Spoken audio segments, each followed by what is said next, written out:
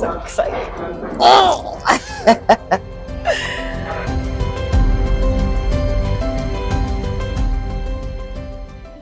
My name is Jonathan Centrals, aka Ninja Dan, aka Karma. I was invited here to speak to you all about conflict management, conflict resolution, and I was duty bound to invite my family. As you could see, the young man over there, that's the son of Miss Dr. Tongie. Dr. Tongie is a very special lady. She is my interviewer. She's from Mississippi, LA. She's a baby deliverer slash psychologist slash interviews impactful people around the world who can empower other people as yourself. So I would like to give Dr. Tongie and her husband, Mrs. Stacey, a round of applause, please. Thank you. Good morning, morning. Right. Now, first and foremost,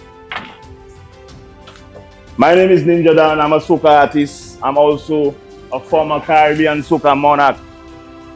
I'm a farmer. I'm a fisherman. I'm a conceptualizer. I created the soca industry from you wasn't born yet to what it is now. I'm also a founding director of Rise St. Lucia. For those of you who do not know what Rise St. Lucia is, Dr. Stephen King, Dr. Bird, Dr. Venus Sherry. What we do, we develop youth. We have infiltrated into many houses or many homes in St. Lucia by contributing, whether it's school stuff, books, laptops, devices, prisons, schools, communities, ghettos, youth at risk. That's what we're here for, and that's what I believe in, and that's what I want you to believe in as well. I was born and raised in Masha, Bacatel to be exact. Very, very, very troublesome, very troubled. I was considered a youth at risk. I went to Masha school. I passed for Castries Comprehensive. I went to this school, and I was very troubled as well. And one of the things you don't know, or I don't know if you'll know, I was also incarcerated for murder in 2008. I was actually incarcerated for something that I did not do. I ended up paying a price for something that I did not do because people pointed fingers at me. Why? Because I was from the ghetto, I was poor, I had nothing, and I was trying to fit in. And like society was saying, who is you for to try to fit in? And so I was incarcerated for something that was so out of this world and out of my character.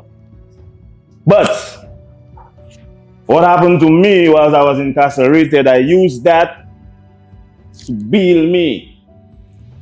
And while I was incarcerated, I cried like a baby because for me, I was thinking that y'all on the outside thinking that I'm a killer for true, and then y'all could kill and y'all could start killing.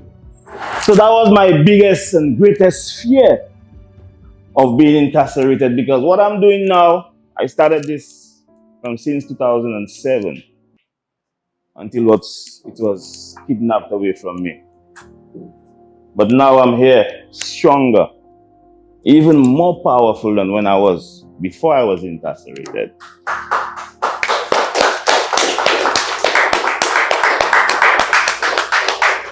And what kept me strong is the fact that I needed to survive this incarceration so that I could be here to tell you what I don't want y'all to go through. Because there are a lot of y'all that's going to go through for what I'm going through. Now, even before I go into that, how many of y'all let's pray? How many of y'all let's pray? Don't be ashamed. If y'all doesn't pray, keep your hands down. If you let's pray, it's all well, put your hands up. How many of y'all let's pray? I see you watching Daman, you watching Daman. Oh, okay, put your hand down. First and foremost, for those of you that doesn't pray, prayer is the most powerful protection you could ever think of getting. How many of you know God? Right? Good vibe. Now let me teach you what is prayer. For a lot of your Latin prayer is just saying, Our Father who art in heaven, hallowed be thy name. In a corner for 10 minutes, and then after the 10 minutes, you'll go to a world of so much negatives. You'll curse, you'll cheat, you'll steal, you'll swear, you'll disrespect. So then that shows that you do not believe in God. How many of you believe in God? Put your hands down. Your levity. So a lot of us, we pray for 10 minutes, for 15 minutes, and the rest of the day, we do bad things. We disrespect our parents. We don't listen to our teachers. And you all know the bad things you always do when you're rich on the streets. That is not good. Because if you have to love God and you have to believe and trust in God, how can God work for you if you're doing negative things? If you're stealing, if you're cheating, if you're cursing, if you want to beat your friend, or if you want to hurt somebody else, God could never work for you. Now, the reason why I'm telling you this is because my new name is Karma. So my name switched from Ninja Dan to Karma. And let me tell you what karma is. You must always do good to get good in return. Because the moment you do bad, the bad will all the time come back and follow you. So if you do 1 ounce of bad, expect 100 pounds of bad to follow you. If you do 1 ounce of good, expect 1,000 pounds of good to follow you. A lot of y'all do not understand that. But here what's going on. Karma is something that if you ever did somebody wrong in the past, it could take you 6 months, a year, 2 years, 3 years, 5 years, 10 years down the line. It's going to come back to you at some point in time. So you must always do good at all times. And hence the reason why my name is Karma today. Because I was incarcerated wrongfully. And all those who were involved in this judgment, by me being here, it's like a conscience seeker for them. People tell you you're not this, or you're not that, or people tell you you're lazy, or people tell you you're fat, or people tell you you're ugly. You feel a certain way within yourself. You feel like you want to hate yourself. You feel like you want to destruct yourself. That's conflict within. There's conflict with other people when we disagree. Everyone has different of opinion. Everyone has differences. And you disagree because you feel you're right and the other person not right. That's conflict with another. There's conflict with society, and there's also conflict with Mother Nature. We get hurricanes, we get storms, we get rainfalls, we get disasters, we get dog bites, snake bites, shark bites. All them things is conflict with Mother Nature. Now, I want to teach you conflict with another person. You come. Come.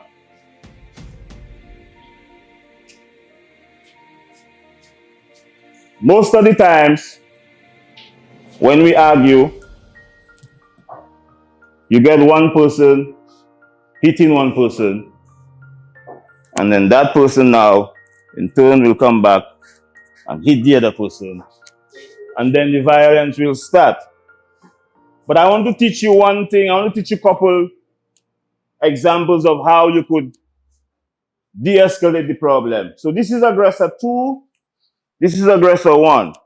So I want you all to quarrel. Don't knock each other. Don't touch one another. Just quarrel, act it out, and show me how let's quarrel at school and think of one another. 1, 2, 3, action. Quarrel. That's a look in the other day. That's a you knock me mad. Me, that's a me, I knock you. That's a look me. Let's go. 1, 2, 3, action. Yeah. Answer the man.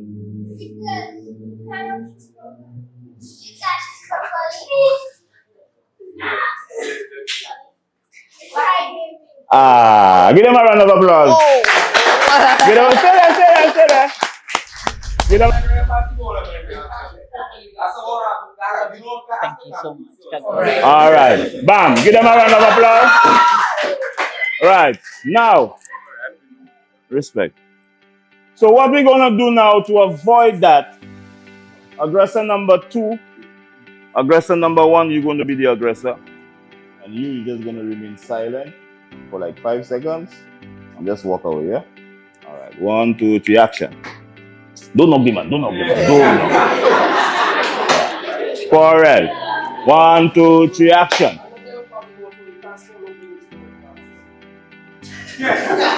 And you still quarreling, huh? And you still quarreling. That's how you going, as I talking to you going. Now, come back. What happens to aggressor number 1? You get ashamed, imagine. He feels ashamed because there is nobody else to quarrel with. So he's quarreling with himself. So the fact that you remain silent and you just walk away, you de-escalated the problem right there. Yeah? Now in real life, it will happen like you walking away, walk away. That's the way you going, that's the way you going, huh? Come back and fight. Now you hold him. Most times in the gangster world or the ghetto world, you get that. So you now, what you're going to do, you're going to still continue walking away, although you will be tempted, pull me. You'll be tempted, guys, chop me. But we don't want that to happen. You have to continue walking away even though you have to drag him, yeah? 1, 2, 3, action. All right, stop.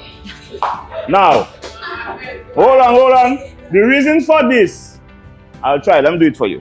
So you pulling me, I walking away, guys, leave me alone, guys. I walking away, hey, what are you going to do? Pull me for your strength. Sir! Pull me, guys, like you pulling me. 1, 2, 3, pull me. Sir! Pull me! Mr. Daniel! Now, a lot of you are going to laugh because you'll feel, well, boy, that is a sissy thing or that is a magic thing. But you're going to protect yourself from the violence that's going to come out of he punching and he punching back. And that is where everything escalates. Knife come out, gun come out, boom, bam, dead, prison. Yeah? So the next one is, the first one I taught y'all was to be silent and walk away. The next one I want to teach y'all is, just give him a smile, show him some teeth, and just walk away. So you quarrel with him. 1, 2, 3, action.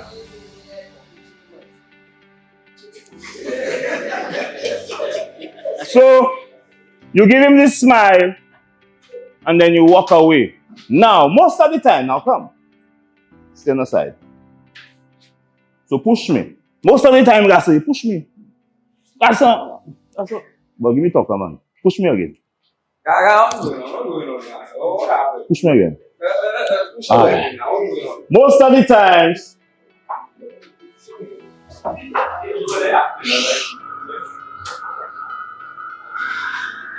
times, y'all are the instigators. Push me again. What y'all say? All right. Push me again. What y'all say? All right. Now, okay. Now that is where the thing that starts. When the crowd say, roll on him. That's just boom, and then push me again. Boom, and then that is where. What y'all say? Dash him up. Process him, huh? And then come in and boom! And that is where the thing starts. Especially when you're playing football. That's how you pass the ball. That's it. Boom! Now, you aggressor 1. Now he going to be aggressor number 2. It depending on what he going to do after. What you going to do after? Instinctively, what you going to do? Push back. Bam! He push back. So being your friends watching you, because they see a little thing, a little fracas start, your friends watching you. So because of your ego and your pride, you're not going back with that man lash. So the war starts from there. That's a boom! And everybody will come and you'll join. Boom! And the referee come and separate. Give him a round of applause. I feel like I'm in the presence of kings, and I know when God allows me to be here, I know that there's something special that needs to be released in the atmosphere. So I want to remind you who you are. I want to remind you that you are above and never beneath. I want to remind you that you are loved. You really are. I want to remind you that you are so great that the world is waiting on your next invention. It's waiting for you to be doctors and lawyers and farmers and whatever it is that you believe that you can do and be. But I want to apologize. I want to apologize to anyone who has ever made you feel less than. I want to tell you how godly sorry I am for those who did not take time to say hello. Those that did not receive you, and all you were trying to be was who you are. If anybody's ever hurt your feelings, I am so very, very sorry for that. See, one of the things that I operate in is the gift of love. And I know what love is because he first loved me. When I heard Jonathan, Mr. St. Rose talk about where he's from, I'm reminded that I'm from a little small town in Mississippi where little girls like myself with hair like this and skin like this wouldn't even dare to dream to be a medical doctor or anything of that nature. But I had a mama who told me what I could do versus what I could not do. I didn't have my father in the home, but that's no disrespect to my mother. I saw my mom work 3 jobs so that she could feed me and my sister. So I understand what it means to be responsible. See, I'm responsible for the next generation, and I take that real serious. I really, really do.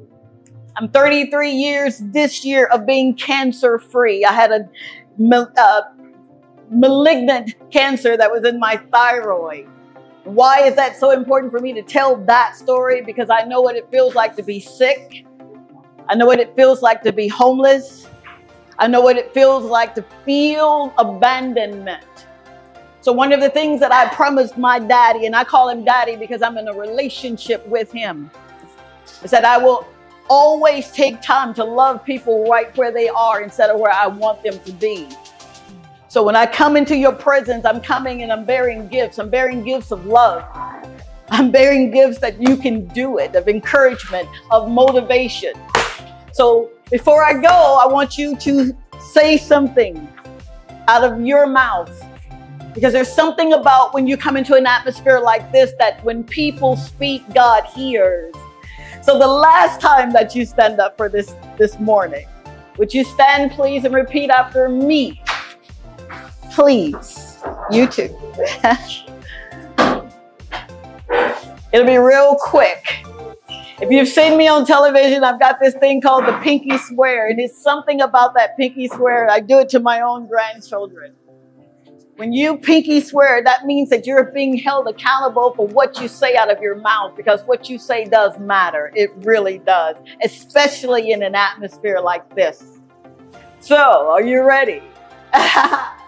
With your pinky up, you will repeat your name, okay? You'll say your name. I, whatever your name is. Yep, what's your name? Yep, what's your name? Yep, your name. Your name. Your name. Yes, your name. What? Your name. You are. You, sir. You, sir. What's your name, baby? What's your name, cameraman? Thank you so much. You are. You are. You are. I am. Victorious. I can do. Anything. I put my mind to. I am who he says I am. I am strong. I am courageous. I am a go-getter. I am a CEO. I am wealthy. I am very wealthy. I need you to participate, good man. I am very wealthy. Thank you, sir. And because I've spoken it, God has to perform. So I'm going to show up every day, no matter what it looks like. I have faith in him in Him, and in me. and in me. I will be respectful I will be respectful to my elders, to my elders, and I will respect and I will respect myself. myself. Now, on the count of 3, all you have to do is say amen and watch what happens. 1, 2, 3. Amen! Hand clap, man. Thank you so very much for your time. I love you. I love you. I love you. I really do love you. You have no earthly idea. I had to come all the way from there to let you know, all the way from Hollywood, California, to let you know that you, yeah, man, that you really are who he says that you are. So on behalf of Valley Soccer's Academy, players, parents, staff, administration, and coaches, we'd like to thank you for coming here and bringing your family, for taking your time, for interacting with us and guiding us on how to best resolve conflict in a situation that is very applicable for us, where there's a lot of conflict happening in our lives on and off the field. So it's very important for us to know how it's best to resolve all our conflicts. So thank you very much.